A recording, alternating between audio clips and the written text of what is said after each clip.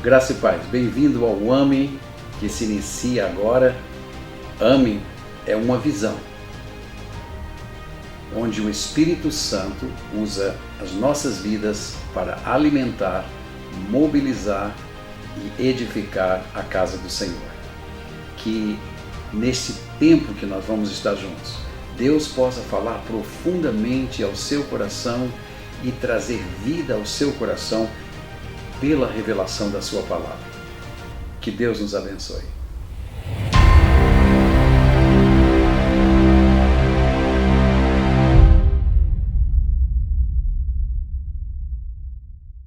Graça e paz. Hoje nós vamos estar compartilhando com vocês um tema ele é muito sutil, ele é um tema que requer um pouco de atenção, porque são revelações assim muito profundas e requer uma atenção, um foco especial para entender a dinâmica que está por trás dessas escrituras. Por isso, antes de nós desenvolvermos esse tema, eu gostaria que nós orássemos e buscássemos a presença de Deus nesse momento, e especialmente que o Espírito Santo nos revele a essência desse estudo. Feche teus olhos por um momento, por favor.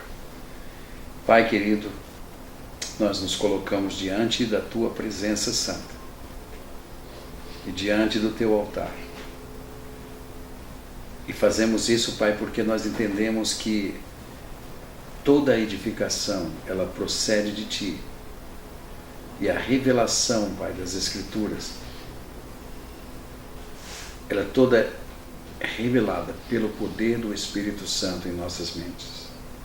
E nós pedimos esta revelação. Abre os nossos olhos para enxergar, Pai, aquilo que o Senhor está nos ensinando nesse texto sagrado. Eu oro no nome poderoso de Jesus Cristo. Amém. O objetivo que nós temos de revelar sobre não mais subordinados ao aio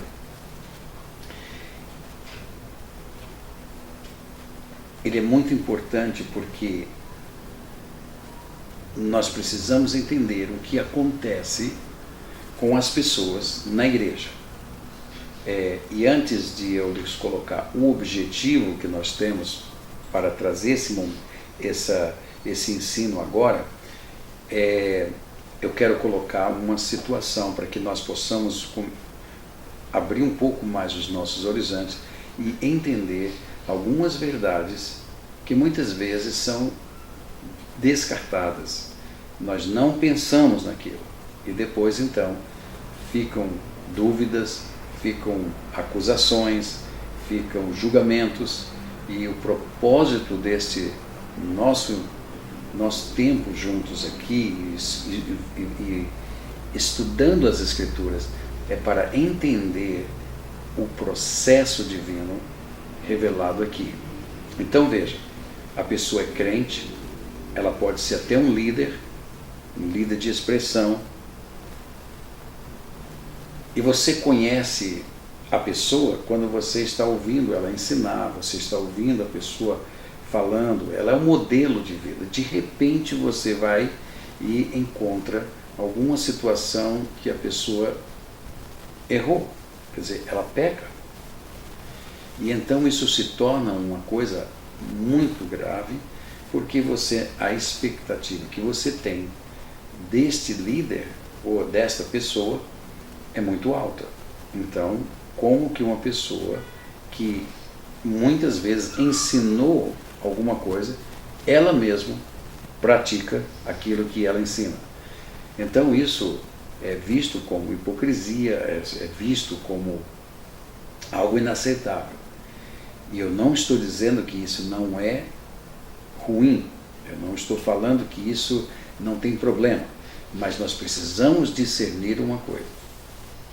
Nós estamos lidando com o corpo do pecado, e esse corpo do pecado forma a natureza pecaminosa. Então, o corpo do pecado, ele é conhecido também na Bíblia como as obras da carne. Por quê? Porque quando a natureza pecaminosa domina a pessoa, ela vai produzir sua obra, ou seja, vai se manifestar. E tudo aquilo que nós manifestamos através do nosso corpo é obra. Sejam más obras ou boas obras, é a manifestação espiritual de alguma coisa que está dentro de você. Então veja, quando nós vemos isto, não entendemos que, mesmo que a pessoa esteja correta no seu ensino, mesmo que a pessoa realmente creia naquilo que ela está ensinando, ela mesma tem que vencer a natureza. Por quê? Porque a pessoa que está ministrando é tão humana quanto aquela que está sendo ministrada. E qual é a diferença? A diferença é que existe uma unção de ensino. Mas, veja bem, a unção de ensino é uma coisa, e a unção que quebra o jugo é outra. A unção que vai quebrar o jugo da pessoa é aquela unção que é proveniente da busca de relacionamento íntimo com Deus, de leitura, de oração. Então essa unção, ela vai crescendo dentro de você. A sua natureza vai sendo, a sua natureza pecaminosa vai dando lugar à natureza divina. Enquanto que a unção do ensino é um dom específico de Deus para a pessoa transferir a palavra, e ela em si tem poder, vai fazer efeito na vida dos outros. Mas tanto a pessoa que recebe quanto a pessoa que está passando, transferindo, tem que vencer na mesma dimensão as áreas de manifestações desse corpo do pecado. Então, nosso objetivo, nesse momento, trazendo este tema, não subordinados mais ao aio, é para que nós possamos compreender todo um plano divino e por que esse plano divino foi estabelecido por Deus e o que ele pode operar na nossa vida. Então, é revelar o poder da libertação que há em Cristo Jesus. Isto é uma realidade. Mas eu posso lhe afirmar que ainda existem muitas pessoas na igreja que entendem isso intelectualmente. Ou seja, pela capacidade do intelecto de saber que as coisas são assim, assim, assim. Que nós precisamos fazer isso, precisamos fazer aquilo outro. E que nós temos que ser obedientes à palavra de Deus. Porém, isto não produz o poder. E aqui é que nós temos que entender os mecanismos para que nós possamos receber essa força de edificação que vem da fonte espiritual, que é o Espírito Santo. Então, o propósito, o objetivo aqui é levar todo crente, você, que é um cristão, a entender que você, de fato, está livre da força que prendia e o oprimia. Você está livre. Toda a humanidade está livre. Então existe alguma coisa que precisa ser entendida.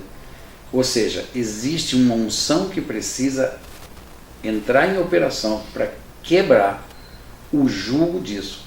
Porque a maioria das pessoas não entendem que por trás daquela ação existe uma ligação. Uma ligação com o quê? Com a natureza pecaminosa.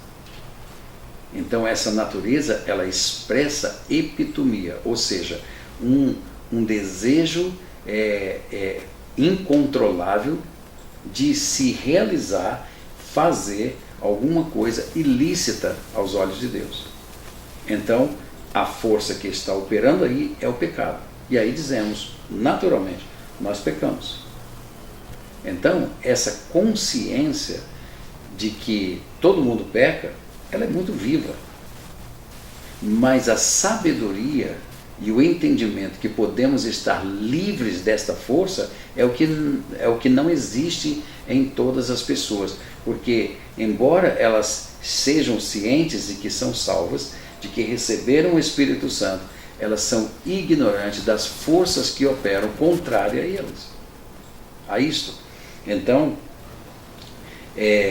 o propósito e o objetivo aqui é liberar através da pregação do Evangelho, porque o Evangelho, ele traz em si o poder de Deus para a justiça, para a justificação de todo aquele que crê. Então, o objetivo nosso em trazer essas Escrituras é para que você, ouvindo as Escrituras, você possa ser convencido pelo Espírito Santo de Deus que esta área da tua vida não está boa e que Ele pode perdoar esse pecado, Ele pode desligar esse espírito de você. E mais do que isso, Ele pode levar você à obediência no Senhor, nesta área que precisa ser transformada na sua vida. Então, liberar o poder pelo entendimento correto das Escrituras, ou seja, a revelação da Escritura, para que a vida de cada crente possa ser, de fato, liberta deste aio, para que você possa viver uma vida santificada, uma vida cheia e plena de vitória.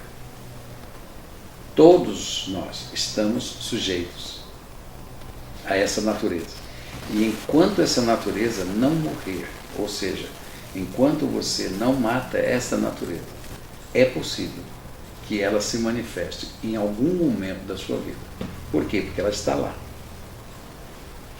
E eu quero colocar uma coisa muito importante para você aqui, porque o nosso problema é esse, é que quando nós vemos uma pessoa que está em fraqueza e ela cai e cede ao desejo dessa natureza, nós começamos a apontar o dedo e dizer, olha, essa pessoa pecou. E aí a tendência é se tratar a situação com legalismo. O que é que seria o legalismo? Você pega a Bíblia, você pega o texto e diz, não faça isso, e você aponta e você está fazendo. Logo, ela não é crente. Ela é falsa. Ela não tem realmente o Espírito Santo. Ela não é salva.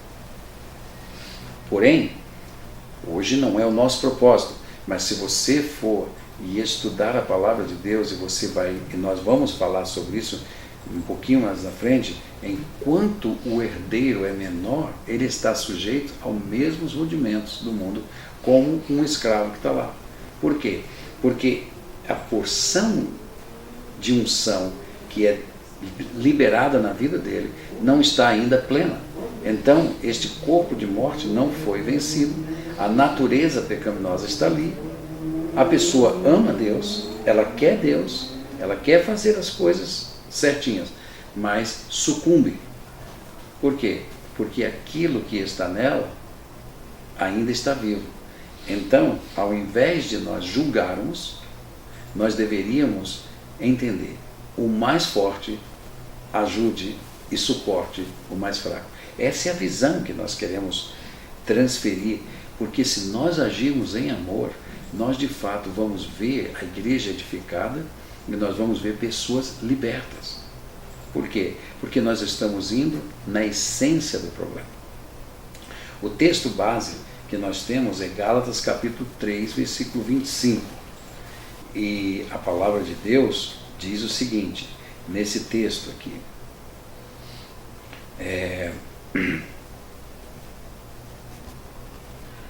Mas tendo vindo a fé, veja, mas tendo vindo a fé, já não permanecemos subordinados ao aio. Não permanecemos subordinados ao aio. Do que a Bíblia está falando? Não é? Primeiramente, antes de voltar um pouquinho atrás e mostrar algumas coisas importantes nesse texto, nós precisamos entender o conceito da palavra aio. O que é aio? Não é? Então, a palavra aio é a palavra grega usada no original bíblico, paidagogos, okay? Que significa um tutor, ou seja, um guardião, um guia de meninos. Então veja, a lei é para meninos, a lei é para aqueles que quebram a lei. Aqueles que vivem a lei, eles vivem e não estão sujeitos à lei. Por quê? Porque a lei não tem domínio sobre ele, ou não tem poder sobre ele, no sentido de que o poder que foi gerado pelo Espírito Santo os coloca em linha com a lei. Então, se torna o quê? Um ponto de partida para a vida abundante. Enquanto que aquele que está pecando, está quebrando a lei, para ele é vamos dizer assim, é um aio. E nós vamos entender isso. Entre os gregos e os romanos, o nome era aplicado a escravos dignos de confiança, que eram encarregados de supervisionar a vida e a moralidade dos meninos pertencentes à elite.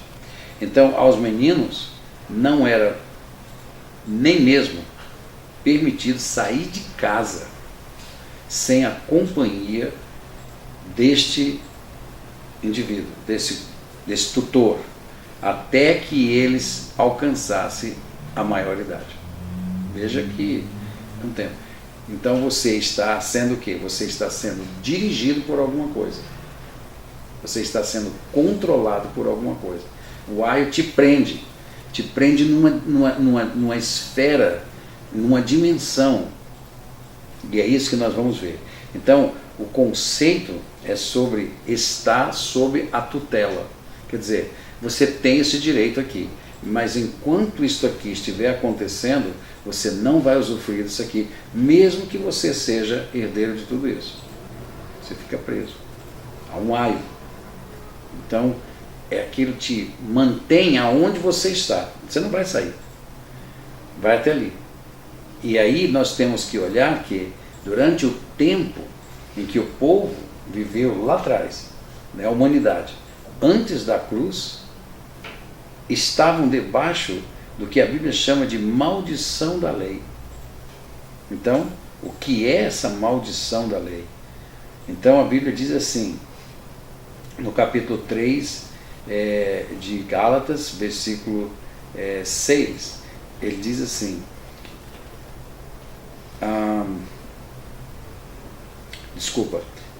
versículo 10, todos quantos, pois, são das obras da lei, estão debaixo de maldição. Porque se a lei está, a obra da lei é a seguinte, a lei diz assim, isto é para você fazer para agradar a Deus. Agora, quando a lei aponta isso, ela aponta simplesmente pelo fato de que esta condição é a única condição que você está em obediência, agrada a Deus e vai receber dele aquilo que você pede. Porém, a lei aqui está dizendo o seguinte, qual é a maldição? Quando ela aponta isso aqui, existe uma outra força que está operando aqui. Esta é a força do pecado. É a força da natureza pecaminosa.